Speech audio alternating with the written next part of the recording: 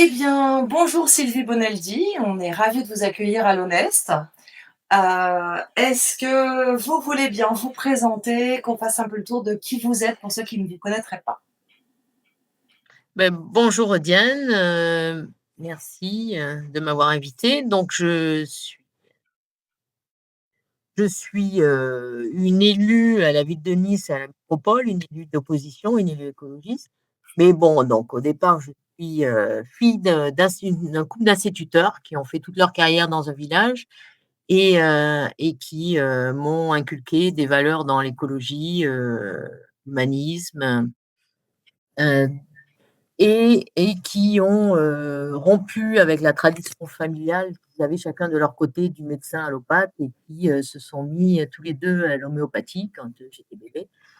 Leur homéopathe leur a suggéré d'acheter un terrain, de cultiver leurs légumes et de manger une nourriture biologique. Donc, en fait, j'ai tout de suite baigné dans cette culture de la protection de la planète et de prendre, d'être responsable sur l'impact qu'on a sur la planète et d'être responsable aussi de ça. Donc, ça a été un petit peu ce qui a dirigé quand même essentiellement ma vie jusque-là. Je suis avec des valeurs qui sont au départ considérées comme des valeurs de gauche, partage des richesses, protection, je dirais, des plus faibles. Et mais rapidement, peut-être un petit peu, cette notion gauche-droite, ça me, ça m'a un petit peu, ça commençait un petit peu à ne plus trop correspondre à cette dualité, à ce à quoi j'aspirais. Et en fait, politiquement, donc j'étais aussi, j'admirais beaucoup Michel Rivasi, en fait. J'avais beaucoup d'admiration pour cette femme politique, Michel Rivasi, et aussi j'ai été très touchée par la période de Tchernobyl, évidemment. C'est là que j'ai commencé à comprendre qu'il y avait un mensonge. J'ai vu le mensonge d'État et j'ai commencé à comprendre que l'État ne nous protégeait pas forcément. Euh, donc j'ai commencé à avoir beaucoup plus d'esprit critique par rapport à nos gouvernants et par rapport aux institutions. Ensuite, je suis rentrée quand même, je suis allée quand il y a eu la création d'Europe Écologie. Et quand j'ai compris qu'en plus, il y avait Eva Joly, des personnes de la société civile qui me plaisaient bien, Eva Joly qui rejoignait ce parti dans lequel il y avait Michel Rivasi, en qui j'avais absolument toute confiance, j'ai rejoint et fait partie des membres fondateurs de Europe Écologie, département des Alpes-Maritimes. Ça se passait à Moinsartou, ville quand même assez célèbre au niveau de ce qui est mis en place qui peut être mis en place dans une commune. Moinsartou avec comme maire André Asquet. Donc j'étais à Europe Écologie. Peu à peu, j'étais quand même un peu petit à petit. Alors j'ai fait une grande campagne pour Michel Rivasi, évidemment. Je suis partie dans tout. C'était à l'époque encore, les élections, c'était par région, par grande région. Donc j'ai un peu balayé toute la grande région sud-est pour faire campagne pour elle. Je me suis rendu compte parfois que malheureusement, même chez les écolos, certains ne connaissaient pas son existence, ne connaissaient pas non plus l'existence de la CRIRAD qu'elle avait créée. Donc au moment de Tchernobyl, c'est la commission de recherche et d'information indépendante sur les radiations. C'était quelque chose d'important et qui permettait d'avoir un espèce de contre-pouvoir, une information indépendante. Ça a été la première mise en place et le premier besoin. Enfin, je pense, enfin moi, de mon vécu, ça a été vraiment le premier fait grave reconnaissance du mensonge d'État et l'obligation d'avoir un minimum de contre-pouvoir et d'indépendance. Donc, c'était la CRIRAD. Ensuite, elle a co-créé avec je crois, Corinne Lepage, elle a co-créé le CRIREM, la même chose sur les ondes électromagnétiques. Et là, c'est pour l'instant, et là, c'est encore beaucoup de combats à mener et de vérité, de transparence sur l'impact sanitaire à pouvoir et vraiment faire éclater au grand jour sur l'impact des ondes électromagnétiques. CRIREM, donc, et puis il y a eu CRIGEN, le CRIGEN dont on a un peu entendu parler pendant le Covid aussi, et par rapport aux injections, enfin, aux produits d'injection. Le CRIGEN, c'est sur le génie génétique, enfin, sur la génétique, la même chose. Et CRIGEN, il y avait, à l'époque de la campagne, quand je faisais la campagne pour Michel Rivasi, à cette époque-là, 2009, il y avait Christian Velot qui faisait beaucoup de campagnes contre les OGM pour essayer de sensibiliser les gens à ces expériences en plein air de culture OGM. Et Christian Velot, donc on l'a revu tout dernièrement pour expliquer les différences entre les vaccins avec les vaccins traditionnels et les vaccins ARN messager. Et je crois qu'il a eu malheureusement des soucis derrière. Ouais. Donc censure, pression contre des scientifiques qui essaient d'apporter la connaissance. Donc, Europe Écologie, petit à petit, il y a encore des choses, je crois, qui me déplaisent un petit peu, donc je me mets un petit peu en retrait. Je suis simple coopératrice, en fait. Ça, c'était une particularité de ce parti. C'était qu'à la fois, il y avait les adhérents ou bien les coopérateurs. Les coopérateurs, je préférais les coopérateurs parce que c'était des gens qui avaient vraiment une volonté de faire avancer les choses au niveau de l'écologie, au niveau de l'idéologie, et qui n'avaient pas forcément d'ambition personnelle politique. Parce que, et notamment au niveau de l'écologie dernièrement, c'était très porteur. Et donc, il y avait un entrisme de personnes qui, tout d'un coup, voyaient de la lumière chez les écologistes et venaient et n'avaient pas forcément, n'apportaient pas grand-chose à l'écologie, je trouve, et c'était juste de l'opportunisme. Donc, je me suis plutôt mise en retrait en tant que simple coopératrice. Et donc, j'étais, par contre, donc associative. Donc, j'ai été membre et puis j'ai repris la présidence d'une association qui écologique, donc CAPRE, qui s'appelle CAPRE 06, collectif associatif pour des réalisations écologiques. Donc là, je pense qu'il y a peut-être des photos. Collectif associatif pour des réalisations écologiques qui a été créée, enfin, elle n'a pas été créée, elle était déjà créée. On l'a remise elle était sommeil. C'est une association qui avait violemment combattu une autoroute, la 8 bis, là. Et donc, on l'a refait vivre à l'occasion d'une grande opération qui a démarré en 2008 de bétonisation de la plaine du Var. Alors, qui est baptisée par notre maire actuel et président de la métropole, Christian Estrosi, qui a été baptisé Éco-Vallée, éco, selon eux, essayant de faire croire que c'était de l'écologie, Éco-Vallée. Et donc, ça a été une opération, c'est devenu une opération d'intérêt national qui a été à l'initiative de Christian Estrosi quand il a été ministre, je crois. Donc, quand il a été ministre, le décret est paru pour la création de cette opération d'intérêt national sur la plaine du Var. La plaine du Var, qui est une des plaines les plus fertiles de France, qui est inondable, avec le fleuve Var, qui est un fleuve cévenol, hein, donc qui peut tout d'un coup grossir. On a vu un petit peu ce que ces épisodes pouvaient donner avec la tempête Alex. Donc, c'était un fleuve qui, à l'époque, par les anciens, était au contraire utilisé pour l'agriculture parce qu'ils utilisaient même les crues du Var pour approvisionner en limon au moment des crues, ce qu'on appelait des casiers. Ils avaient fait des petits carrés dans la plaine qui est très large.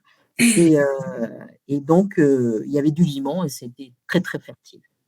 Donc, combat pour essayer de défendre les terres agricoles de la plaine du Var. Ça défend en même temps la ressource en eau, puisque si on n'artificialise pas, il y a la pénétration de l'eau de pluie qui alimente les nappes phréatiques. Et puis, ça empêche qu'il y ait des inondations. Enfin, ça empêche, voilà.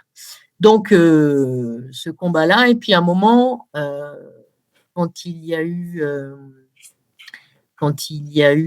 l'échéance des dernières municipales, alors les précédentes quand même, je fais un petit point sur les précédentes municipales, les avant-dernières, donc il y avait, c'était encore donc Europe Écologie, et puis il y avait l'option de partir, certains donc, sont partis avec un, un représentant du Parti socialiste local, Patrick Allemand. Bon, j'étais moyennement motivée, et puis j'étais déjà dans l'idée de la rupture gauche-droite, clivage gauche-droite. Et il y a une liste qui s'est créée avec des dissidents de droite, dissidents de gauche, et moi et un autre dissident écologiste. Et donc, j'ai trouvé que la campagne a été très intéressante parce que on apportait, d'abord, c'était plutôt les écologistes et les dissidents de gauche qui faisaient le programme. Parce que la droite, les gens de droite ont plutôt se reposent plutôt d'habitude sur leur parti, et puis ils n'ont pas besoin de faire grand-chose.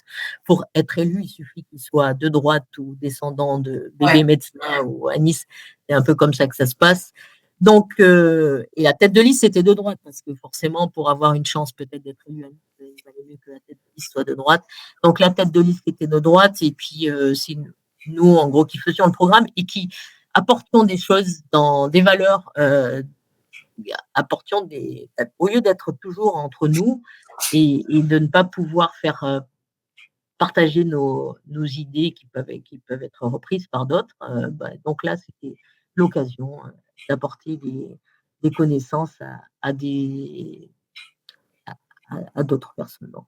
Et je pensais juste à quelque chose qui avait été, j'avais dit, dans des immeubles, par exemple, quand on construit des immeubles, penser à des chambres ou un petit appartement qui soit commun à tous pour pouvoir accueillir de la famille, et faire une buanderie commune, enfin, des structures, des choses qui se font ailleurs, hein, des structures communes.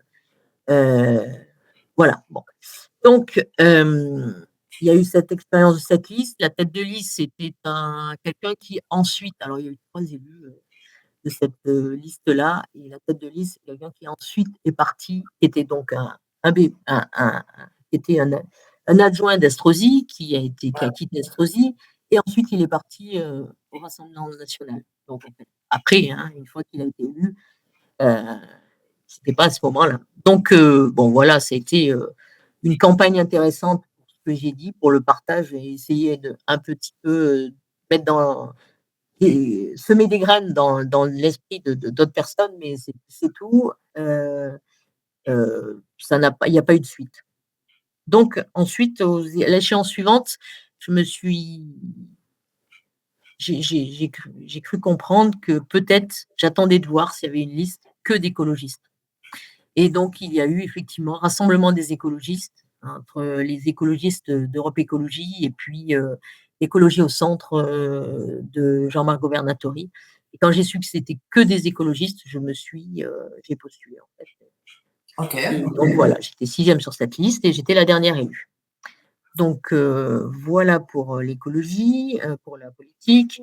Ensuite, dans le militantisme aussi, bien que fonctionnaire moi-même et fille de fonctionnaire, j'étais assez rapidement aussi, j'ai croisé l'association En toute franchise qui qui défend les petits commerçants, le commerce de proximité, les artisans, les commerçants, et qui combat un peu la concurrence déloyale de la grande distribution.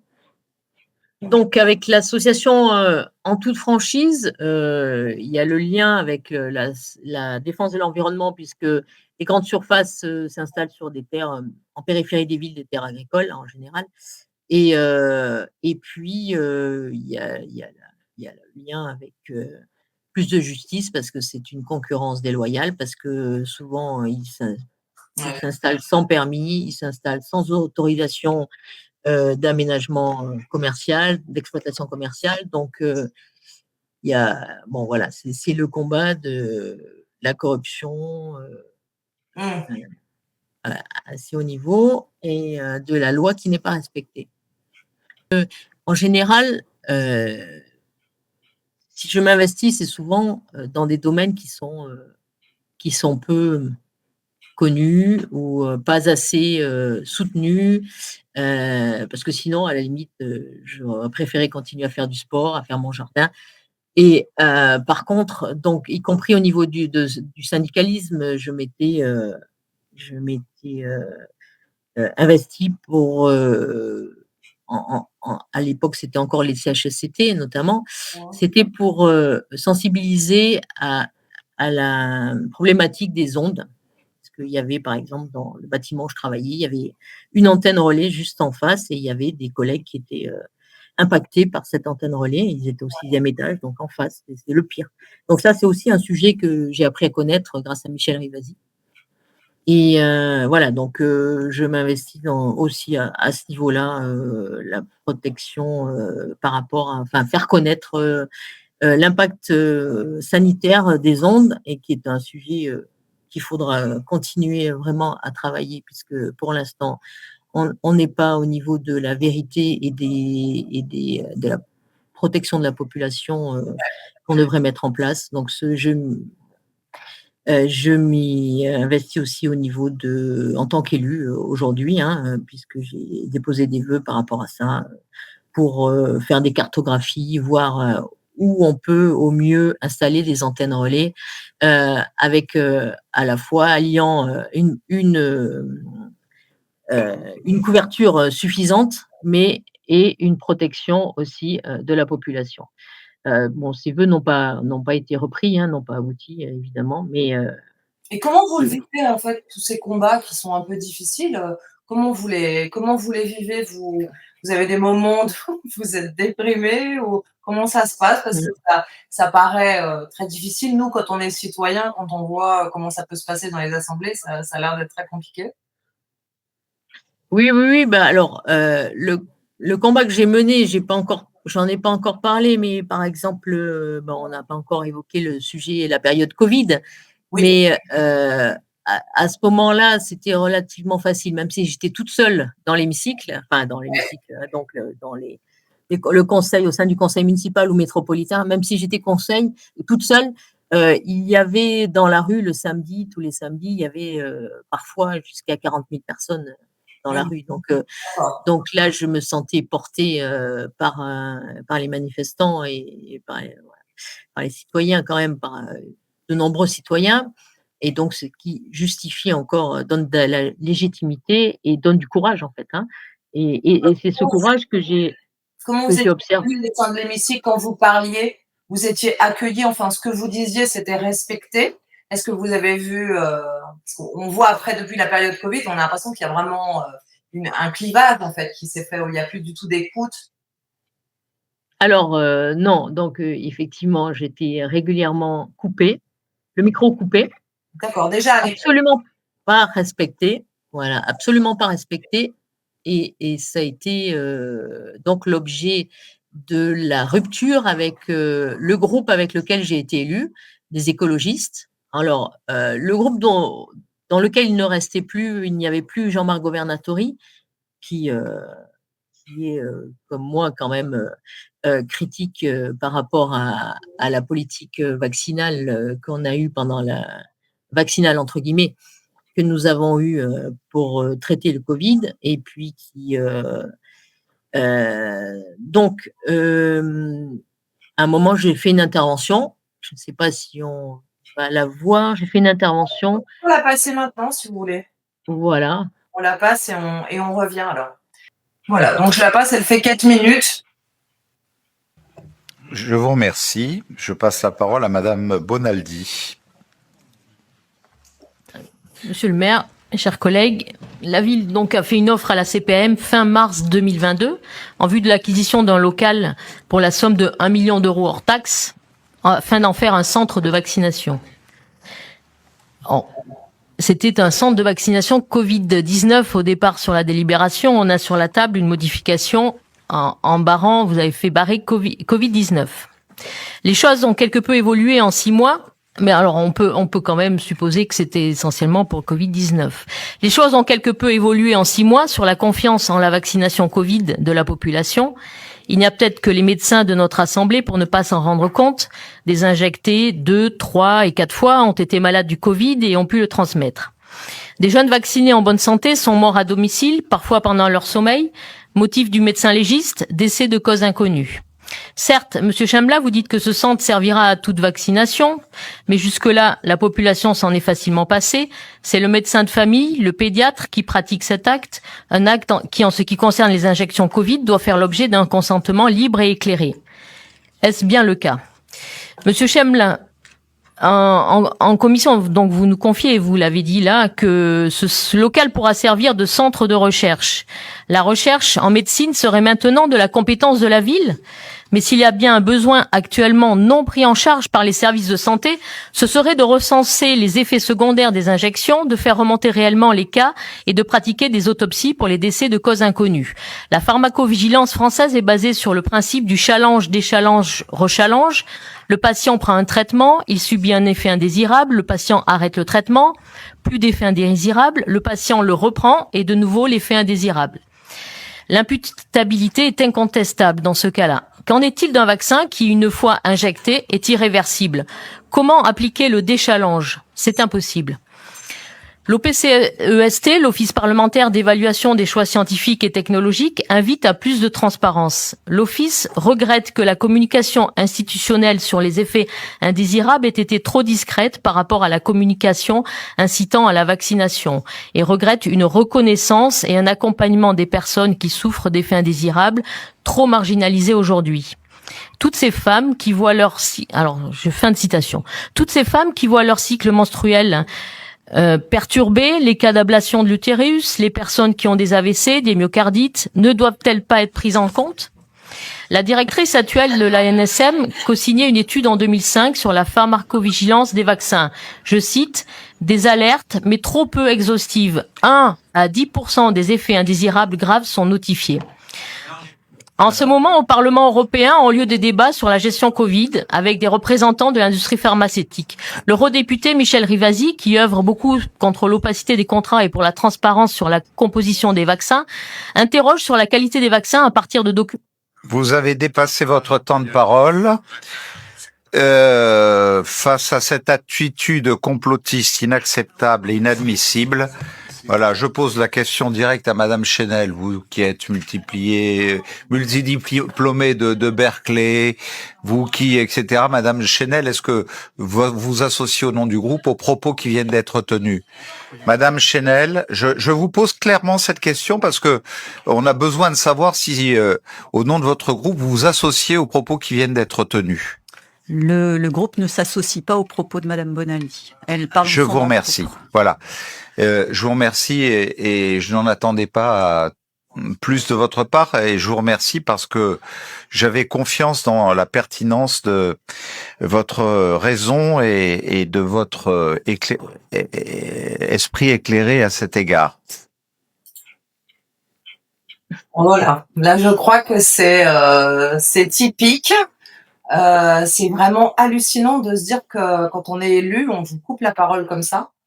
Et en plus qu'on vous traite de complotiste, qui n'a absolument aucun sens. Et tout ce que vous disiez était factuel. On est bien d'accord? Complètement. Oui, complètement. Ouais. Donc, et ça, c'était en quelle année? C'était 2021?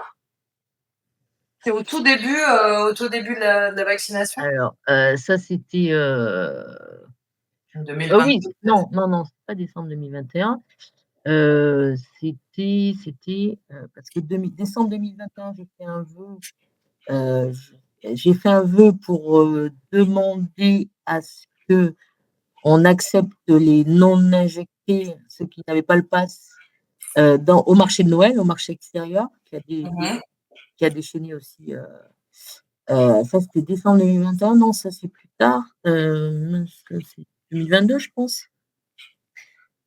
Ça devait être 2022 en fait. Et donc c'est à partir de là, peu de temps après, que j'ai envoyé un courrier au groupe des élus pour leur dire que je les quittais en fait, les élus écolos.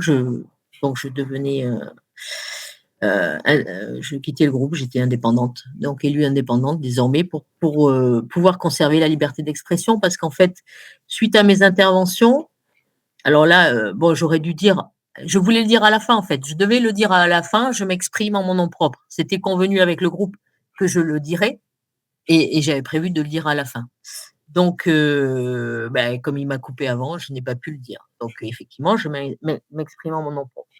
Après, moi, je trouve que j'aurais été à la place de la présidente, j'aurais pu dire que, ma foi, la liberté d'expression, c'était important et qu'il fallait peut-être Bien tout sûr, bien sûr. entendre, tout écouter, et qu'effectivement, c'était factuel. Et en plus, je venais de citer Michel Rivasi, l'Europe est députée Europe Écologie Les Verts, et Ouais. elle est Europe Écologie Les Verts. Donc, Et cette donc façon voilà. qu'il a de poser la question comme ça pour avoir un aval, c'est absolument, enfin, c'est absolument intolérable. C'est manipulateur au possible, en fait, hein. C'est Complètement. presque Alors, menaçant, finalement. c'est Mmh. vrai qu'elle a été surprise, hein, donc Ouais, bon, elle ça a se été voit. désemparée, c'est sûr, ça se voit. Bon, pour autant, bon, juste, à sa décharge, c'est ça, elle a été désemparée, elle a été surprise, donc elle a pas eu le temps de réagir à une réponse qui aurait été Mmh. quand même, un peu, quand même plus empreinte de tolérance et de voilà, d'ouverture. Heu, donc là, ça a été suite à ça, enfin suite à mes différentes interventions et surtout les vœux que je présentais en mon nom propre, quand c'était Ouais. ce cas-là, les cas sur le Covid, il a été décidé au sein du groupe que maintenant les vœux qui seraient présentés ne seraient que consensuels. Parce que moi, il y avait des vœux qui présentaient, c'était sur des situations internationales dont on ne pouvait rien de toute façon, donc je voyais pas l'intérêt. Mais bon, je les laissé les présenter, c'était pas grave. Mais Mmh. donc là, il a été décidé qu'on ne présenterait que des vœux consensuels. Donc j'ai réfléchi et je me suis dit: «Bon, j'ai plus rien à faire dans ce groupe.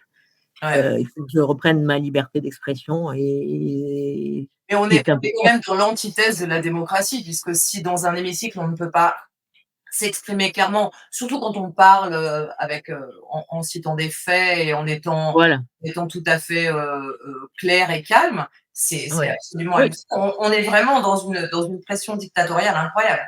Ah beh, complètement, et j'ai regardé en fait d'autres, mais alors la présidente du groupe, qui est prise à partie, ainsi qu'un autre du groupe, c'est pas leur premier mandat. Ils ont donc Mmh mh. là, on voit, oui, Christian Estrosi qui voulait interdire les défilés anti-pass à Nice.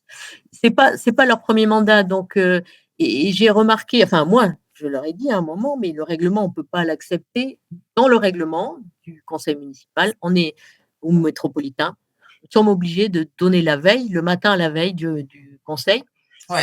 sur quelle délibération qui intervient du groupe, sur quelle délibération et combien de temps on souhaite, et ce temps nous est accordé ou pas. En retour, il y a, «Ben non, mais finalement vous demandez 5 minutes, mais vous n'en aurez que 3», ben voilà, bon.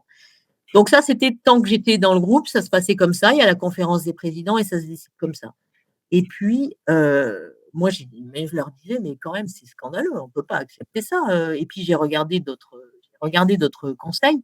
J'ai regardé la ville de Grenoble, Lyon, et dans ces villes-là, par exemple, le conseil, la majorité présente sa délibération, et là, il lève les yeux, le maire, il dit, «Bon voilà, est-ce qu'il y a une demande d'intervention?» Un conseiller de l'opposition, 1 ou 2 lève le doigt, s'exprime, la majorité répond à son intervention, et il peut y avoir ping-pong, il peut y avoir débat. Nous, alors déjà, il faut qu'on dise à l'avance sur quoi on va intervenir. Alors moi, il m'arrive que le matin, au final, pendant la journée, je regarde, les délibérations. Certaines, le titre ne me parlait pas, donc je n'avais pas prévu d'intervenir, et puis quand je l'ouvre, le titre cache quelque chose, en fait. Oui, Parfois, le titre évidemment, cache quelque chose. ouais. Derrière, je ne sais plus, j'en ai eu une comme ça dernièrement où le titre, puis je suis quand même ouvert, et puis en fait, il y avait un loup dans la délibération. Et Mmh. donc une fois qu'on a passé le moment où on peut demander des interventions, ben, on ne peut plus intervenir en conseil. Et alors donc après, on est donc, sur le temps de parole, accordé ou pas.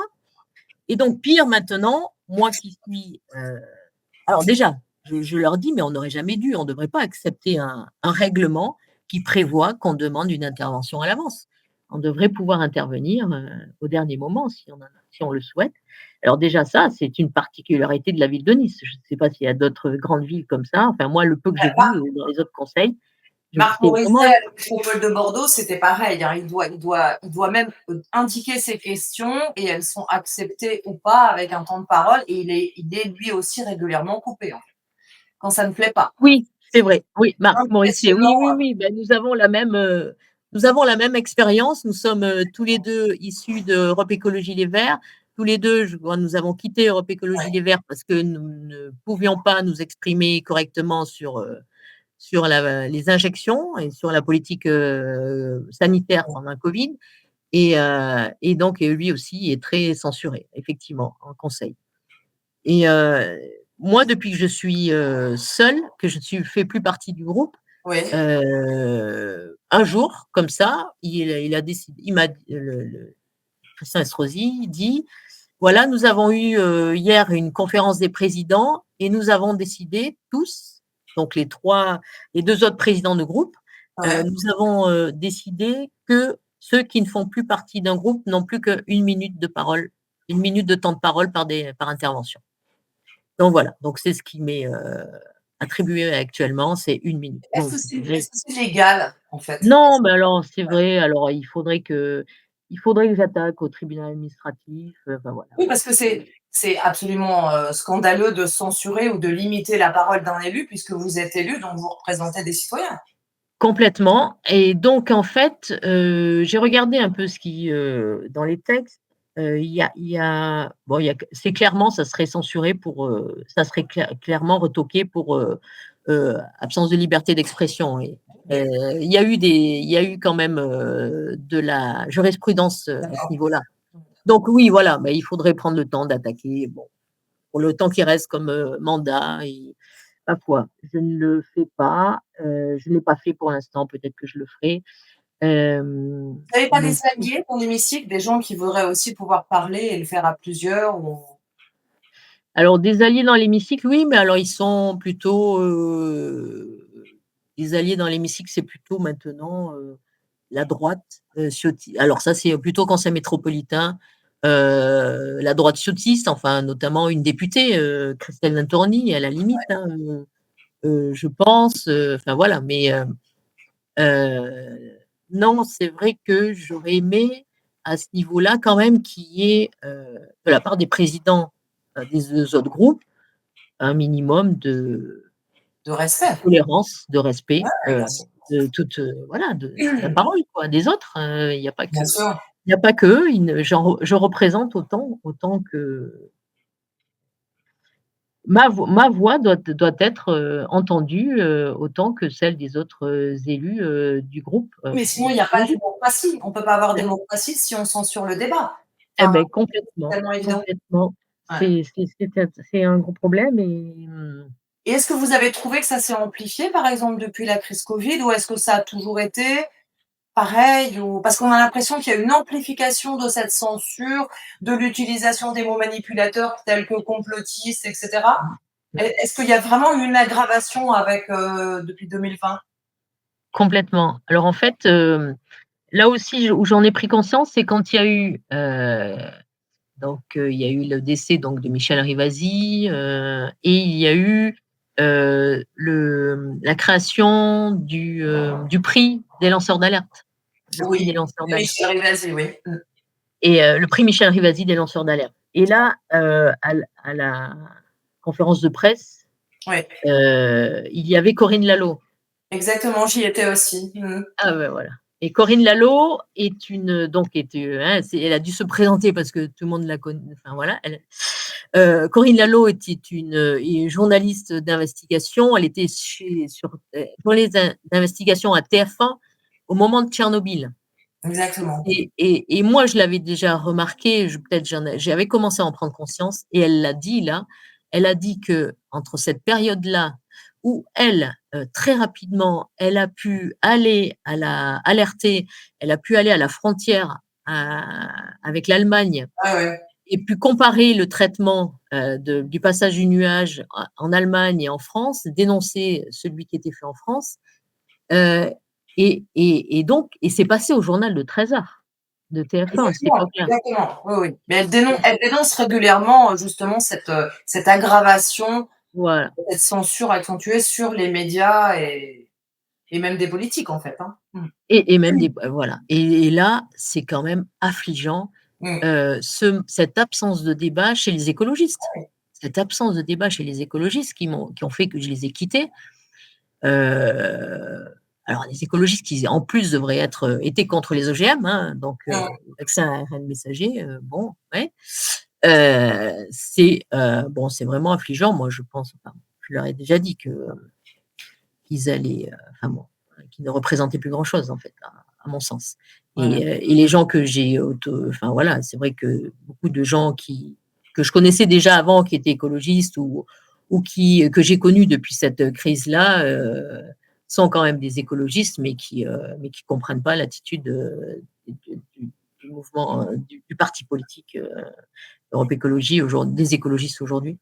Et c'est ce qui a été intéressant pendant cette crise Covid, c'est que ça a permis de rencontrer d'autres personnes qui se sont mises en lien Mmh. et qui ont envie d'œuvrer pour plus de justice et plus de démocratie. Moi, je crois que ça a été Voilà. un vrai faux-feu parce que de se rendre compte que les partis écolos qui sont censés préserver la nature et le vivant, d'un seul coup, ont lâché. Et non seulement on n'était même pas dans le débat, mais en plus n'était même pas dans le questionnement d'un nouveau produit pharmaceutique qui arrive avec tout ce Mmh, qu'on sait de la corruption systémique. mmh. C'était vraiment incroyable, quoi.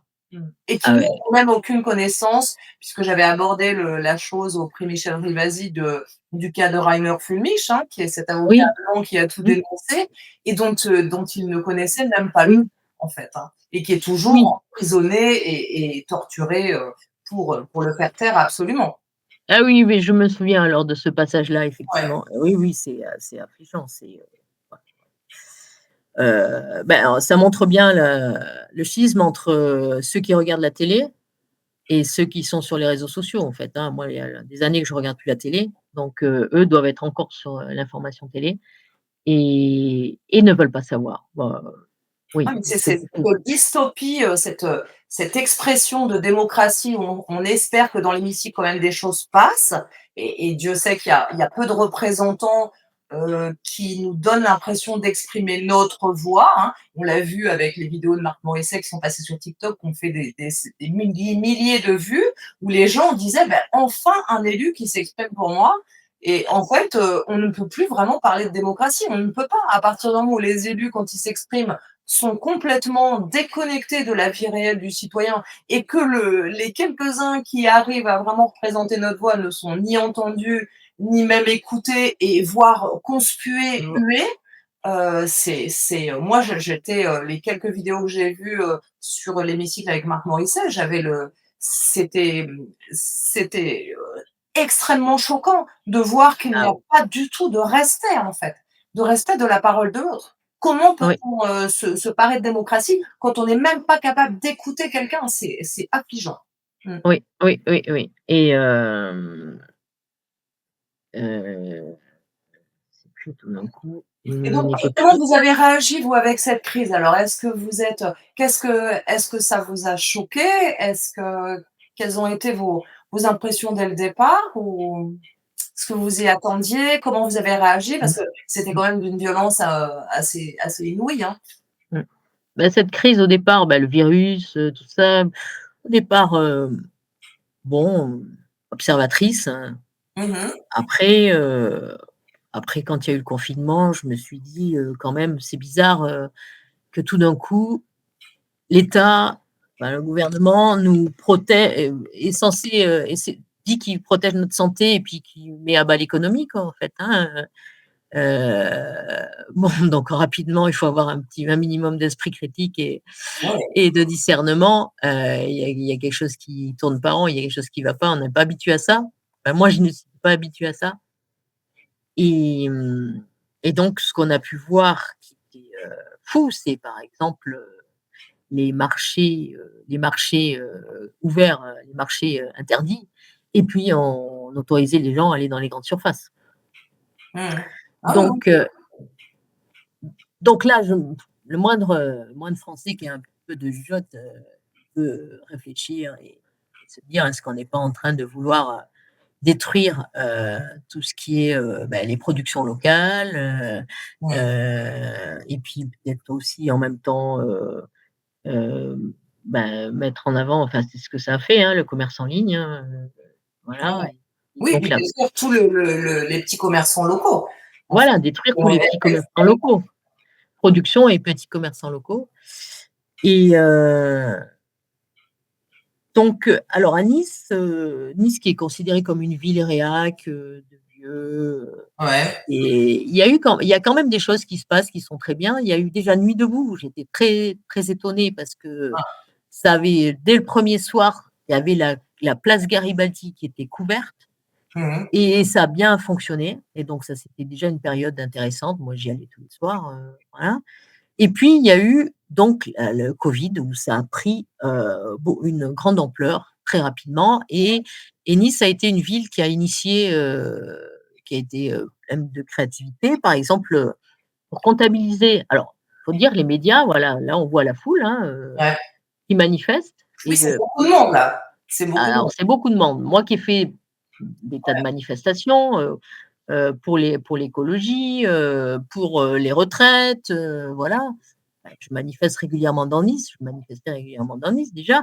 Je n'ai jamais vu autant de monde, jamais. Ouais. Et il n'y avait pas de passage dans la presse. Il n'y avait rien, il y avait FR3, aucun film sur FR3 ou hein. Nice Matin, un tout petit Ah, entrefilet. Ils mentaient sur la plupart du temps, souvent ils mentaient sur le nombre quand ils en parlaient. ouais. Donc, rapidement, quelqu'un a l'idée de mettre en place des gommettes. En fait, elle achetait des paquets de gommettes, des petits papillons, là, comme ça, Ouais. et on distribuait, il y avait ils se signalaient ils avaient une espèce de truc sur les cheveux, là. Ils se Mmh. signalaient, on est distributeur de gommettes, donc ils passaient au milieu des manifestants, tu as ta gommette, oui, non, bah, tiens, une gommette. Et après, quand on ramenait les paquets de gommettes, on comptait ceux qui manquaient dans les gommettes, et ça permettait d'avoir le nombre de Ouais. manifestants. Alors moi, ce qui m'est arrivé une fois qui était assez intéressant, j'étais comme ça distributrice des gommettes.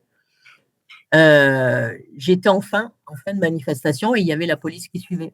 Et donc, je montre une gommette vers un policier, je dis je vous en mets pas une, et en souriant, quoi. Et lui me répond non, vous me la mettez pas, mais vous la comptabilisez. Et la policière à côté de lui a dit moi aussi. Voilà. Donc voilà, donc Nice, nous avons eu très rapidement aussi, il y a peut-être alors il y a des images de manifs à mettre encore peut-être? Je vous ai pas entendu là parce que Il y ça. a il y a des images de manifestations encore à mettre, il y en avait une, c'était, je pense peut-être, pénétration sans consentement, c'est la définition d'un viol. Et c'est vrai que Alors c'est c'est que celle-là? voilà, sur la vaccination, Ouais. sur les injections Covid, on n'a pas fait signer le consentement libre, enfin on a informé les gens. Et donc voilà, donc bon. Alors ce qui s'est passé, à Nice, c'était que, il y a eu aussi on a fait les déambulations. Je crois qu'il y a peut-être, un film à mettre sur les déambulations, les chorégraphies, Les masques blancs. des Oui, masques blancs. oui, je l'intègre. Et voilà, Il est ça pas là, ça mais je l'intègre après, oui. nous en avons fait plusieurs. Oui, il y a eu beaucoup les masques blancs dans toute la France d'ailleurs, hein. C'était Oui, assez impressionnant pour, essayer de réveiller, cette espèce de sidération qui nous fait, voilà, devenir des zombies en fait, hein. Mmh. c'est ça. Et puis il y a eu une association, Comité Nouvelle Résistance, le CNR, qui a tenu un stand, pendant 2 ans, je crois, sur la Ouais. place Masséna, tous les samedis, qu'il pleuve ou qu'il vente, en affichant les effets secondaires, enfin les victimes des effets secondaires, Oui, alors là, des oui, des ouais, injections. ouais. Il doit y avoir, et donc ça a été repris, Ouais. ça a été initié à Nice et ça a été repris ailleurs, même ailleurs à l'étranger, je crois, mais là, les gens passent, ils avaient un stand, ils essayaient d'informer la population. Oui, en décembre 2022, il y avait dans toute la France et dans toute l'Europe. En fait, on avait participé et puis en mai 2025 aussi. Et puis régulièrement, dans les manifestations, nous on en a dans la région, avec, cet affichage de toutes les victimes, hein, des victimes qui sont soit mortes, soit, grandement handicapées et toutes les associations comme Viac19, On a une autre dose, à victimes et cetera, qui aident ces personnes qui se retrouvent en errance médicale, qui sont, non seulement, abîmées par les vaccins, mais qui en plus, sont en errance médicale, Mmh. ne peuvent plus travailler, n'ont plus d'argent pour se faire soigner. Enfin, c'est, c'est terrible. C'est pour ne pas dire monstrueux, c'est vraiment terrible. Mmh. Ah bah, oui, ce que nous avons vécu avec, Ouais. la l'indifférence totale des partis de gauche et des syndicats, c'est oui, ouais, les soignants suspendus, enfin bon, Oui, ça c'est voilà. Donc je suis intervenue une fois en conseil métropolitain, j'ai cité les prénoms, Sophia, ouais. Ève, et là, bon, bon voilà, il y a eu même un article que je trouvais un petit peu, heu, pas très sérieux de ce matin là-dessus, enfin voilà. Mais Heu, cette espèce de déni des victimes, mmh, c'est juste monstrueux, en fait. Ça veut dire qu'on a ouais, perdu absolument toute humanité. ouais, C'est horrible, en fait, horrible. ouais, Tout ça ouais, pour, parce que cette Sophia, elle avait quel âge? 17 ans, c'est ça? Elle a été obligée de se faire vacciner pour continuer à ouais. faire, son parcours professionnel et elle en est morte, hein. Donc, Mmh, mmh, voilà.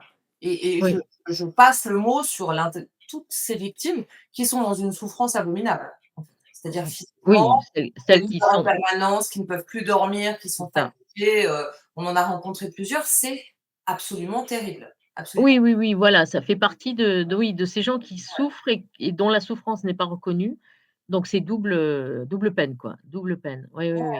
Qu'on ne sait pas Ouais. soigner, à qui on donne des antidépresseurs en disant que c'est dans la tête. Enfin, c'est Oui, voilà, voilà, comme les électrosensibles, ça aussi c'est un de mes combats, bon, les ondes exactement, électrosensibles ouais. et ça c'est pareil, c'est scandaleux, c'est voilà, tout ça c'est Et vraiment, bon, ça ouais. fait partie Au-delà du scandale, c'est vraiment cette perte d'empathie, d'huma de protection du d'empathie. vulnérable, de prendre soin de l'autre, en fait, cette espèce d'indifférence totale à la souffrance de l'autre, c'est une perte d'humanité, qui est affolante, en fait, hein, qui est Et affolante, hein. oui, C'est et voilà et au niveau de politique, de partis politiques qui se veulent, humanistes, dont on entend parler, oui, dans mais dans d'autres alors là, on n'est que dans les mots, hein. Je pense qu'on a bien vu avec la crise Covid voilà, entre ce qui est montré à la télé et la réalité, ça n'a rien à voir et entre ouais. les mots de ce qui est dit, on brandit la Mmh. liberté, la démocratie, mais par contre, on doit se faire injecter, on doit signer des attestations pour sortir,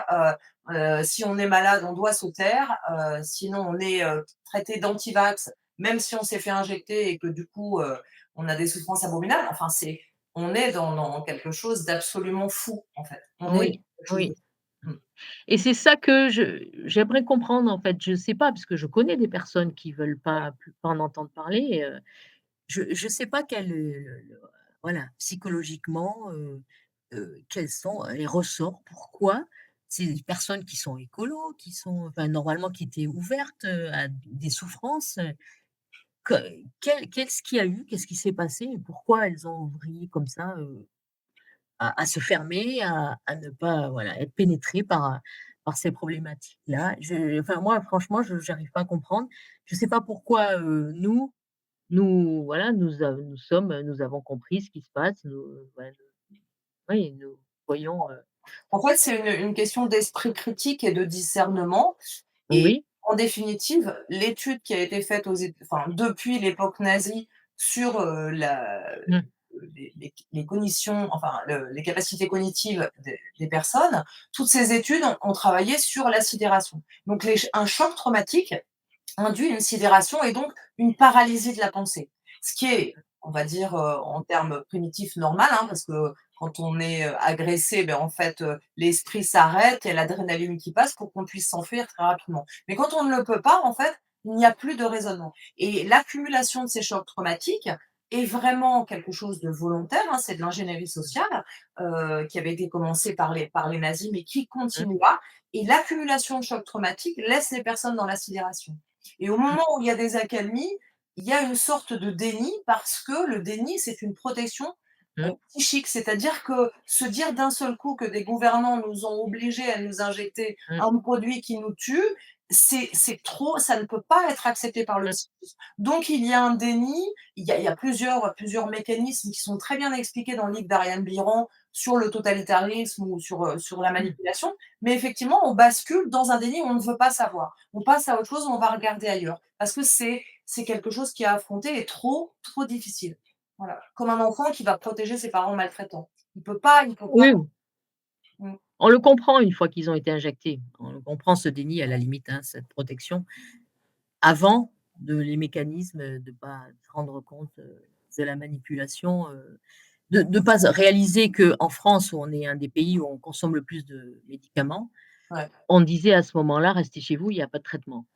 Voilà, Mais de pas c'était la avoir peur, conscience. hein, la peur instillée. En fait, vous n'avez pas de télé, mais à l'époque, c'était en permanence le nombre de Oui, morts, montrer des photos des hôpitaux, complètement surchargés, qui étaient complètement faux, hein, puisqu'ils prenaient, mmh, les lits, donc il y a eu une propagande mensongère qui a installé la peur, c'est-à-dire que les gens avaient peur entre eux, peur en plus de quelque chose qu'on ne voit pas, hein, en l'occurrence un virus. Donc ça instille une peur en permanence, peur de ses grands-parents, peur de ses petits-enfants, et mmh, cette peur sidère, en fait, et empêche de mmh, réfléchir et de voir juste dans la réalité que les gens ne tombent pas dans la rue, que si on va à mmh, l'hôpital, c'est pas mmh, du tout surchargé, et cetera. Oui, mmh, mmh, mmh, la peur, c'est un moyen de sidérer et de bloquer la pensée. Voilà, mmh. et il y a eu des Alors moi, j'avais essayé pour faire passer, essayer d'utiliser leurs outils, en fait. Je me suis dit: «Bon, bah, ils veulent qu'on mette un masque, donc je vais mettre un masque et je vais écrire dessus "Stop 5G". Quand je vais dans la rue, je mets un masque et j'écris "Stop 5G". Si tout le monde fait pareil, mmh, ou ce message-là ou un message qui ne va ne ouais, pas ouais, plaire aux gouvernants, et beh, peut-être qu'à un moment, ils vont arrêter, ils vont arrêter de nous dire de mettre un masque. Que ce masque, moi, déjà quand je le vois sur quelqu'un, j'éprouve une difficulté respiratoire, rien que de les voir, ouais. et je vois la censure, je vois le problème, difficulté respiratoire, je vois tout ça, en fait, et donc voilà, bon, L'horreur du donc masque, c'est sur les enfants, hein. Sur et les alors enfants voilà, parce qu'ils c'est étaient ça, en sous-oxygénation, toute la journée, et ça a été une horreur absolue. sous-oxygénation, Mais surtout la stupidité. oui, On sait très bien qu'un masque ne protège pas des virus, c'était même écrit sur les boîtes. ouais, Donc on arrive à faire faire aux gens des choses qui n'ont plus aucune logique. À partir du moment où il est écrit sur la boîte: «Ça protège pas des virus», mettre un masque de surcroît dehors n'a absolument aucun intérêt, voire pire. C'est-à-dire qu'avec un masque, on contient l'humidité et la chaleur, et ça veut dire mmh, que c'est un nid à bactéries, et à virus, mmh. absolument, dingue. En fait, oui, j'ai fait, donc je ça faisait peu de temps que j'étais élue, bah, il y a eu la cette politique, masque, pas masque, et puis à un moment, donc les masques. Et j'étais tombée sur une, vidéo d'un couple de médecins qui venaient de prendre leur retraite et qui racontait que le masque, ne protégeait pas. Et donc je l'ai posté sur Facebook en disant: «Le masque, est là pour mesurer, l'asservissement de la population». Et là, il y a le fameux élu avec lequel je n'avais pas voulu partir, du PS, Ouais, qui a qui a qui a repris cette vidéo et qui a fait monter, le buzz, qui a fait que ça devienne un buzz. Contre moi, hein, évidemment, et donc c'est parti, il y a eu un buzz, les journaux nationaux, Ouest France, enfin bon, plein de journaux, presse, régionale, un peu partout, hein, qui a repris, et voire, à l'international. Une élue écolo, voilà. Donc ça a été, le premier buzz qui a mis en PLS, le parti. J'étais encore dans le groupe, donc le parti Europe Écologie, qui s'affolait au niveau au bureau national. Il y a eu ça, bon, voilà, heu et donc c'est là qu'on voit que, bah, un peu tout ça, ce dont on vient de parler, on se rend compte que, au final, tous les partis semblent un peu corrompus, quoi. Et alors j'ai j'ai remarqué, alors j'avais Michel Rivasi comme personnalité intéressante, et puis politique, et puis Martine Vonner. Ouais. Pendant cette période, j'ai beaucoup admiré son positionnement, ses interventions très, très courageuses. Et Mmh. donc, je suis partie un petit peu, voilà, donc on a manifesté, donc je suis adhérente d'Ensemble pour les libertés, et, et j'ai, je me suis présentée aux législatives sous les couleurs d'Ensemble pour les libertés, voilà. Mmh. Parce que je trouvais que bon sens, enfin bon, voilà, ça Mmh. représentait bien. Il faut plus de justice, du bon sens. Et Ouais. Ah, le harcèlement qu'elle a subi elle aussi, dans les médias, alors là, c'était absolument scandaleux, hein. c'est scandaleux. Ouais, ouais, ouais, ouais. Mmh. Mmh.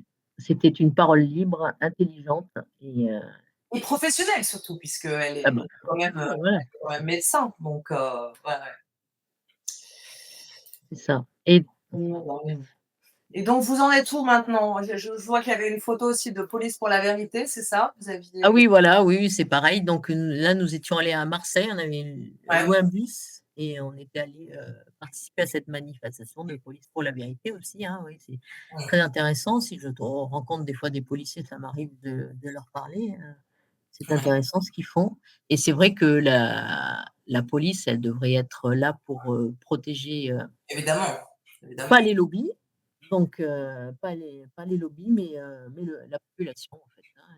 Oui, mais on a une inversion, c'est-à-dire que la police ne protège plus la population, la NSM, les ARS, les HS, protègent les labos pharmaceutiques. Donc il y a une inversion de tout en fait, hein. Alors complètement, et c'est vrai que avec mes différentes expériences, bon, en tant que membre de l'association déjà, et on s'est mis dans des combats, juridiques, hein, on a fait des recours, heu, qu'on a bon, les 2 premiers on les a gagnés, mais après, parfois on sent que c'est un peu difficile, quand même, mais je me suis rendu compte de dysfonctionnements, et qu'il ne faudrait pas grand-chose pour améliorer les choses, Ah! dysfonctionnement, par exemple, j'ai demandé des documents à la ville de Nice, hem, notamment parce que je pense que il y a eu une démolition. Alors, il y a eu le palais des Congrès qui a été démoli, par Ouais. volonté du maire. Le palais des Congrès qui avait la salle Apollon, qui était la deuxième salle de concert, de France. Donc c'était ça avant que ce soit C'est démoli? ça, donc en plein centre-ville, avec des espaces de congrès, donc c'était un palais des congrès qui rapportait de l'argent à la ville. Heu et voilà, donc ça, c'est la démolition, palais des congrès, salle qui rapportait de l'argent à la ville et au commerce autour, forcément, au centre-ville. Donc je me suis, j'ai demandé des documents parce qu'en fait, par exemple, il y avait j'aurais dû, des photos, il y a des amiantages, c'était les huisseries qui avaient de l'amiante a priori, et Ouais. le désamiantage a été fait par des ouvriers qui étaient sur des nacelles à l'extérieur, tout en combinaison, eux, avec des masques de Mmh mh. protection, et donc pas de sarcophage. Donc les riverains, on peut supposer qu'ils ont été exposés à l'amiante. Donc voilà, j'ai demandé, par exemple, le cahier des clauses techniques particulières de la démolition, et il y a 3 documents au moins, voire 4, que j'ai demandé et que je n'ai pas eu, et j'ai saisi pour 3 d'entre eux, j'ai saisi la CADA, la commission d'accès aux documents administratifs. La commission d'accès aux documents administratifs m'a donné raison. Donc elle donc délivre un avis.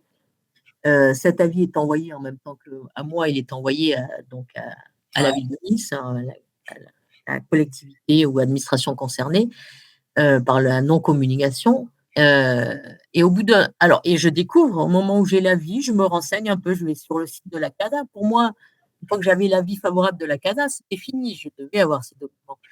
Je n'avais plus qu'à attendre qu'ils me soient transmis, et en fait, en regardant par curiosité le site de la CADA, je me rends compte qu'au bout d'un mois, si la ville de Nice m'a toujours pas donné les documents, c'est un refus de les donner, c'est un refus, et qu'il faut que je saisisse le tribunal administratif. C'est ça. C'est ça. Donc C'est on a lié. des fonctionnaires qui font leur travail au niveau de Ouais. la CADA, qui rendent un avis, donc Aucun hein. pouvoir contraignant. On a, voilà, aucun pouvoir contraignant. On a des fonctionnaires dans les tribunaux administratifs. Ouais. Donc, avec ça, j'encombre le tribunal administratif avec ses dossiers, alors que alors, pour moi, hein, si je devais revoir les choses, c'est avis de la CADA qui est donné, délivré, et après, c'est pénalité par jour par jour de non-communication une fois que l'avis a été reçu, mais payé pécuniairement par Le la contribuable. personne elle-même. Et ce qui est hallucinant, c'est que ça devrait être l'inverse. La règle, c'est quand même la transparence, ce qui est fait avec l'argent public. Et ce que font les fonctionnaires doit être tout à fait transparent pour les Complètement. citoyens et a fortiori pour les élus. Alors oui, alors, mais même en tant qu'élu, c'était même pas mon. En fait, c'était la CADA quand elle m'a répondu, c'était même pas en tant qu'élu que je devais les avoir, mais même tout citoyen devrait les Oui, avoir oui, ces c'est ça. documents-là. Bon, voilà. Voilà, le citoyen, il n'y en a pas beaucoup qui savent qu'on peut saisir la CADA, mais voilà. Donc ça, on a des fonctionnaires, on a une institution, on a la CADA, et au final, on se rend compte qu'elle ne sert à rien, parce que son avis n'est pas Ça. contraignant. Alors après, il y a les ARS. Alors, même l'ARS, voilà, je vais signaler qu'a priori, le désamiantage ne s'est pas fait dans les règles. Elle a dit, ce n'est pas notre compétence. Bon, donc, Oui, c'est voilà. ça. Ouais. Alors qu'ils sont quand même sur des projets, je vois passer dans des dossiers d'urbanisme, sur des projets, la CADA l'ARS est saisie. Donc là, je ne vois pas s'il y a un impact sur la population, si ce n'est pas l'agence régionale de santé qui devrait s'en saisir. Bon. Donc, petit à petit, déjà, j'avais ça dans la tête avec Tchernobyl, avec on ne sont pas protégés. Il a fallu CRIREM, CRIRAD, CRIGEN pour essayer d'avoir une information, un contrôle indépendant, des mesures indépendantes. Et là, c'est pareil, je découvre ça en fait. Je découvre qu'on a des fonctionnaires, qu'on paye des fonctionnaires qui, au final, font leur travail correctement, mais leur travail ne sert à rien derrière. Donc là, il y a des choses à revoir. Forcément, il y a des choses à revoir. C'est l'entièreté du système, en fait, qui est verrouillé, la bureaucratie, la technocratie, qui devient complètement déconnante, hein, qui n'assure plus son rôle, voire qui fait exactement l'inverse, en fait. Donc, c'est problématique. Et vous en êtes où aujourd'hui, alors? Qu'est-ce que. Et donc aujourd'hui, on a créé une association pour faire des assemblées citoyennes et pour instaurer la démocratie directe, en fait. D'accord. Et Sur Nice, c'est ça? sur Nice, oui, voilà. Donc en fait, bon, et il existe des outils existent déjà dans le Code général des collectivités territoriales. Il y a quand même la possibilité d'un référendum local, mais cette possibilité, elle n'est pas encore pleine et entière. En fait, le 10%, s'il y avait 10% du corps électoral qui demandait sur un sujet de compétence communale, par exemple, au conseil municipal de mettre un référendum donc, sur un des sujets, le conseil, il appartient au conseil municipal de l'organiser, mais s'il le veut bien, de l'organiser et après, donc de respecter le choix du référendum si il y a au moins la moitié du corps électoral qui vote et le respect, c'est le choix de la moitié, le choix de la moitié du corps électoral. Donc, il faut à la fois que la moitié du corps électoral s'exprime et qu'il y ait une majorité, et on prend, on décide ce que la majorité du corps électoral a dit. Donc ça, c'est une possibilité, mais il appartient au conseil municipal d'accepter. Hein,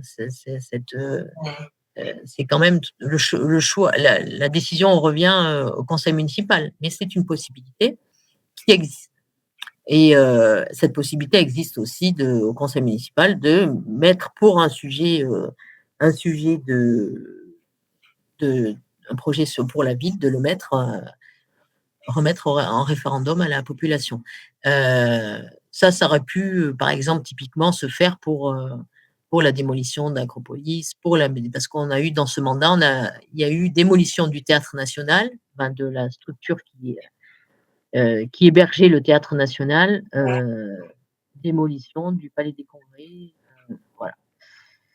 Cette possibilité, elle est valable dans toutes les communes de France? C'est quelque chose qui est commun ou Oui, oui, elle est valable dans toutes les communes de France. On pourrait peut-être mettre l'article.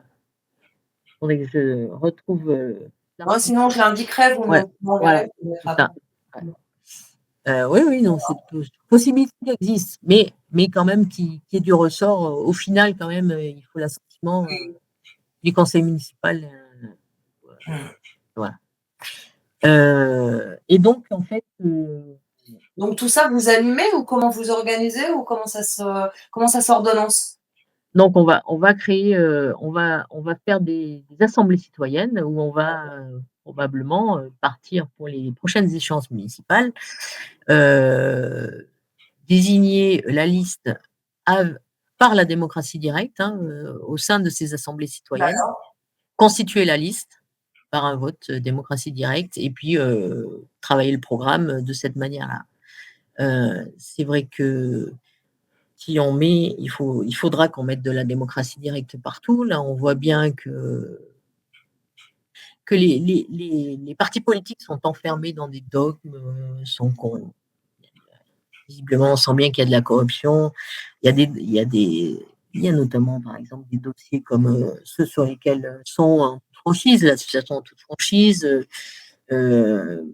n'ont pas réussi à ce que des partis s'emparent de leur combat.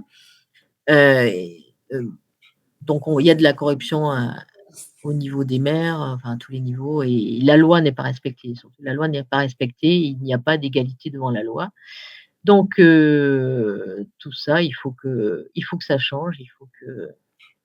Mais est-ce qu'on peut arriver à une démocratie, participative citoyenne avec, tant de censure et de propagande dans les médias? Parce que c'est quand même très compliqué, aujourd'hui pour beaucoup de gens de faire le tri entre tout ce qui est dit, ce qui est faux, ce qui est vrai, c'est quand même un grave problème puisqu'on on peut débattre que si on a des éléments, en fait.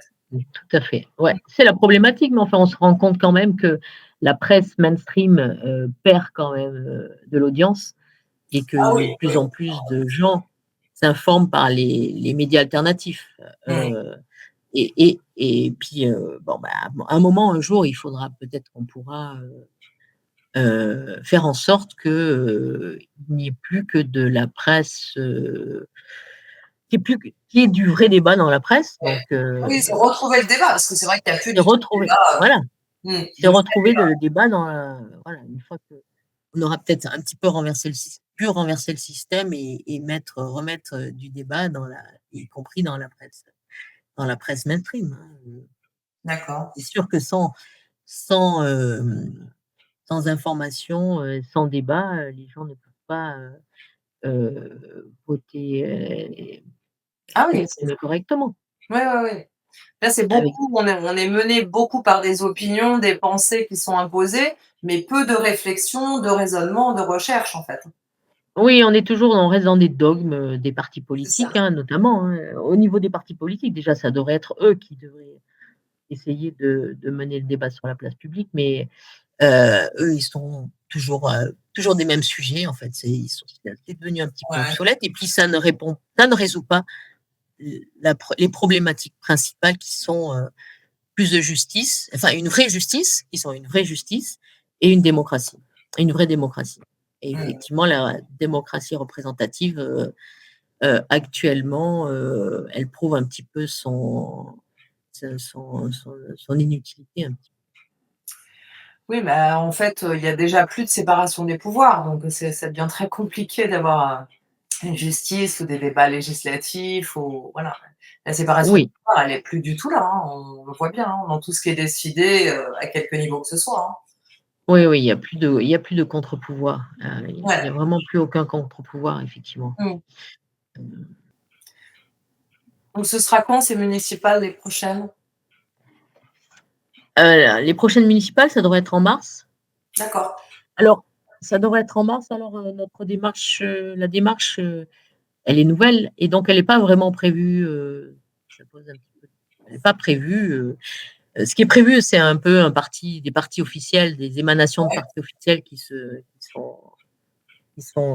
voilà, en candidats sur les municipales et en fait, nous, si c'est une liste qui va se constituer peu à peu avec par la démocratie directe, hein, donc vote des citoyens lors des assemblées citoyennes, ça pose un petit peu le problème de la désignation du mandataire financier qui doit être désigné par la tête de liste. Donc, il vaut mieux une tête de liste le plus rapidement possible. Enfin bon, voilà, le processus n'est pas vraiment prévu encore. Effectivement, on innove, hein, on va innover, hein, mais Ces débats, du coup, vous rencontrez des citoyens, en fait, citoyens contribuables, des ben, dons et qu'est-ce que vous avez qu'est-ce que vous ressentez, en fait, dans ces réunions? alors on n'a pas encore commencé, mais on ressent, pour le peu qu'on en ait parlé pour l'instant, on ressent beaucoup d'appétence pour ça, en fait, hein. Ben, on voit, hein, au fil des Ouais, élections, il y a de plus en plus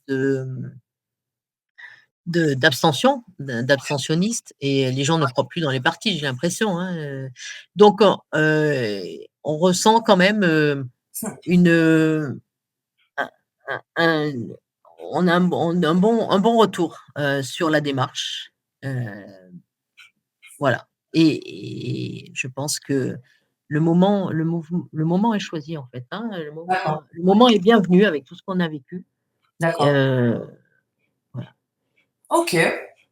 hem,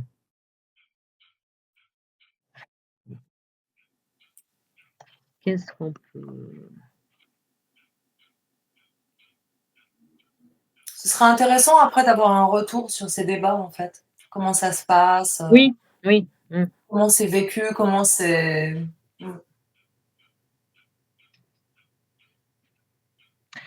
Alors oui, ben, par exemple, heu, ouais, en fait, le fait de mettre de la démocratie directe et d'impliquer, bah, Étienne Chouard, il le dit un ouais, petit peu aussi, en fait, même le tirage au sort, par exemple, et parfois, ça peut ça permet alors moi, je parle pas du tirage au sort, mais le fait que le citoyen se sente, peut se sen se va se sentir concerné, on va lui demander son avis. Là, pour l'instant, il délègue. Alors il délègue ouais, ouais, de vraiment fainéant, hein, voilà, il pense qu'on se bien, actuellement, et lui, l'État, les représentants, élus, donc il comprend pas bien les mécanismes et il voit pas bien les dysfonctionnements.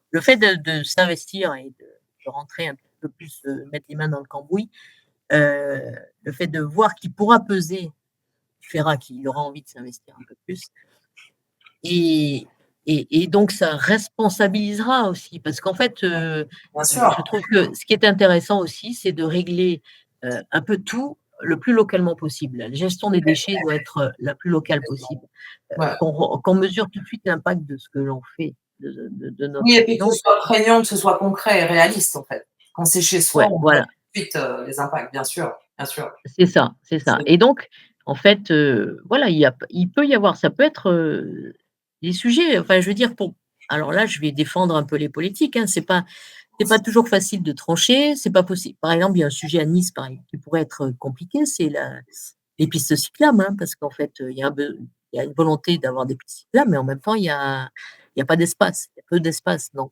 c'est ou la piste cyclable ou la double file qui permet d'avoir enfin les 2 voies, même pas la double file, mais les 2 voies qui permet d'avoir, la circulation des véhicules d'urgence. Heu, donc là, la ville peut être rapidement paralysée si on met des pistes cyclables. Enfin, il y a des sujets comme ça, il faut vraiment qu'ils soient mis sur la place publique et vraiment oui, bien débattus sûr. a Mmh. avec, tous les tenants et les aboutissants et ben, c'est comme ça, c'est un débat public, c'est bien et ça responsabilise, tous les citoyens en fait, Ouais. La responsabilité, c'est très important, c'est ce qu'on a beaucoup perdu avec cette propagande qui infantilise au possible.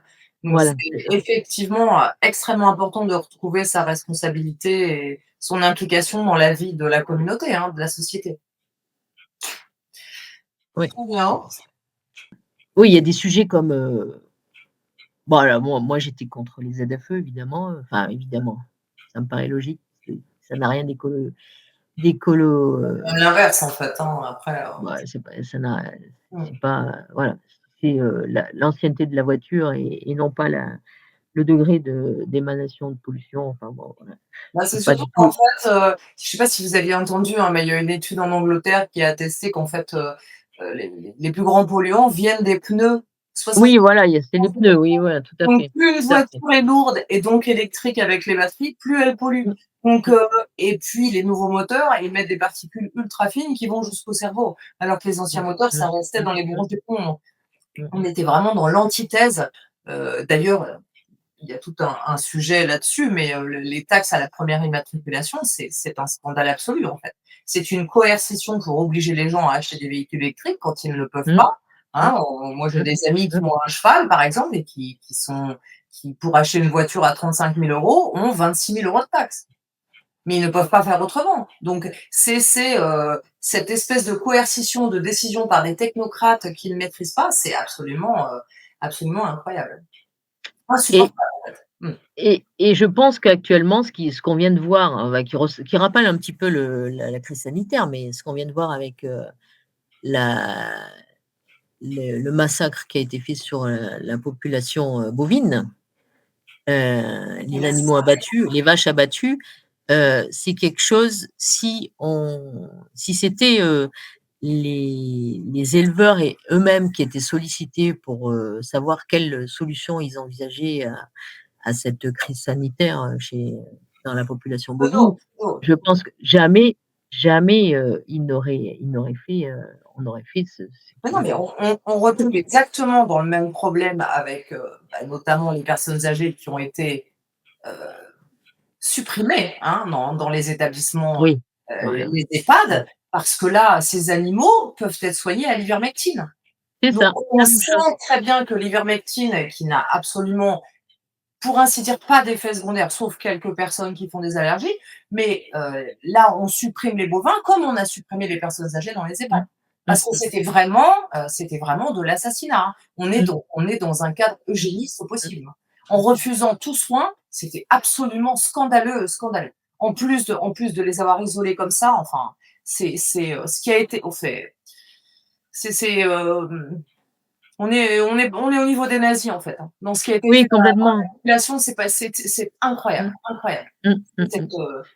voilà, les souffrances qui ont été générées sont immenses. Oui, oui, oui. C'est On est dans un impardonnable. totalitarisme C'est et ça, on est dans un état. déshumanisation. Mais Oui, déshumanisation qui est mais voilà, c'est effectivement la population, moi j'ai pas compris comment elle avait pu ne pas réagir. Moi j'aurais eu à cette époque-là mes parents vivants, mes parents en EHPAD, mais j'aurais défoncé la porte de l'EHPAD pour aller les voir. Enfin, je sais pas, où j'aurais eu enfin voilà, où au moment où voilà, c'était la fin de leur vie, on pouvait même pas aller les voir, mais assister à leur dernier ça souffle. n'était pas Enfin, dit, hein. c'était Ça n'était pas dit, hein. Il y a des gens, on les a appelés en disant: «Voilà, votre mère, votre père, il est mort». ouais, On ne ouais, les a ouais, pas ouais, ouais. informés Mmh, avant ni qu'il était malade. Il y a mmh. des choses, ça relève du meurtre, hein. En fait, c'est vraiment du meurtre, en fait. Ah bah, c'est, Il y a pas d'autre mot, en fait. Quand on refuse du soin à quelqu'un et qu'on lui injecte un produit qu'on sait qu'il va l'achever, c'est du meurtre. ouais. C'est du meurtre. C'est même pas de l'euthanasie, parce que l'euthanasie, c'est quand on est en fin de vie. Mais il On y avait des personnes âgées qui n'étaient absolument pas en fin de vie. mmh, Parce qu'on a un problème respiratoire, l'ivermectine, moi, j'ai soigné ma maman, en 5 heures, elle a récupéré. mmh, mmh, 5 heures, mmh, 5 mmh, heures. mmh, mmh, Voilà. mmh, Donc c'est absolument scandaleux. mmh, Alors que les médecins me disaient qu'elle allait mourir. mmh, 5 mmh, heures. 12 heures après, ça mmh, allait beaucoup mieux et 48 heures plus tard, elle avait plus rien. mmh, Voilà. Donc mmh. rien que ça, C'est ça, oui, c'est totalitaire, totalitaire, eugénique totalitaire, et complètement, c'est, voilà, et et le plus grand transfert de richesse de tous les temps, d'accord avec oui, ben voilà, voilà, voilà, on voit bien, petit voilà. à petit, tout se recoupe, on voit bien où ça nous amène C'est ça. et ouais. Donc il faudra, je sais pas, là, il faut un réveil de la population, il faut, responsabiliser, l'impliquer dans les C'est ça, décisions c'est ça. et voilà, donc Et on je pense que espère c'est une que très, très bonne idée, en fait, d'impliquer, de se retrouver ensemble. En plus, on se sent plus fort quand on est ensemble. On réfléchit mieux à plusieurs, donc c'est vraiment très bien. Mmh. oui, puis il faut espérer qu'on puisse, à nouveau effectivement se retrouver ensemble, avec ceux qui sont passés, pas du bon côté, pendant la crise sanitaire, mais qu'on refasse, bon voilà, les accueillir, les accompagner, pour qu'ils vivent au mieux, la période, Oui, puis il y a Et encore après, beaucoup de choses à faire, hein. C'est pas la peine que ça dure. Il y a encore, il y a beaucoup de combats à mener aujourd'hui, hein. Ça n'est oui, pas voilà. passé, hein. Le Covid, on est encore en plein dedans, hein. Ah ben, on est encore en plein dedans et puis il y a le règlement sanitaire international qui arrive, de Exactement, l'OMS. Il y a, l'euro numérique qui arrive aussi, donc exactement. Nonis, on va Hem, faire Maître Virginie Desgareaux-Jorequet a travaillé avec Astrid Stuckelberger, justement sur le RSI. Elles ont fait une lettre à tout un tas de responsables, dont le directeur de l'OMS, pour dire que c'était tout à fait certains articles étaient tout à fait illégaux, ouais.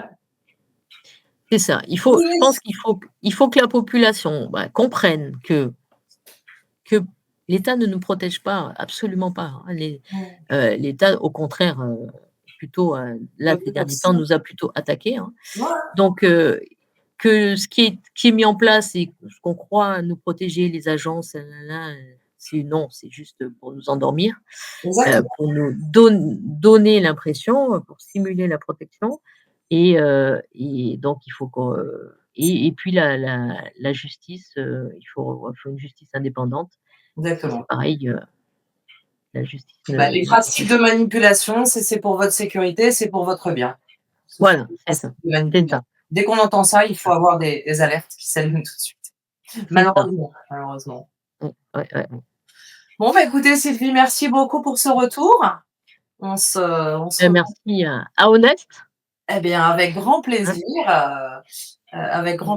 et puis, on refera peut-être une vidéo, vous nous raconterez, Oui, ces agoras, comment elles le se début, passent et cetera. Je pense que ce serait intéressant d'avoir un retour d'accord. là-dessus. Oui, oui, Très oui, bien. oui, c'est vrai, c'est vrai. C'est ces moments-là de moi, j'ai beaucoup aimé la période aussi, Nuit debout puisque Ouais, c'est un peu les agoras en fait, hein, et exactement, exactement. c'était intéressant, hein. Je trouvais que C'est très riche à tout niveau. c'était très riche, ouais, voilà. Et là, Nuit debout, on était vraiment déjà, c'était vraiment des gens qui venaient de tous horizons. Mmh, C'était vraiment un mélange, je exactement. trouve très intéressant. Et donc bon, ben, voilà, il faut que tout ça, prenne un Ah peu bah, très dans bien, et c'est le moment, je pense. parfait. Bah, écoutez, merci beaucoup Sylvie pour ce temps d'échange. Ben, Au plaisir. merci à Honest. Merci. Au revoir.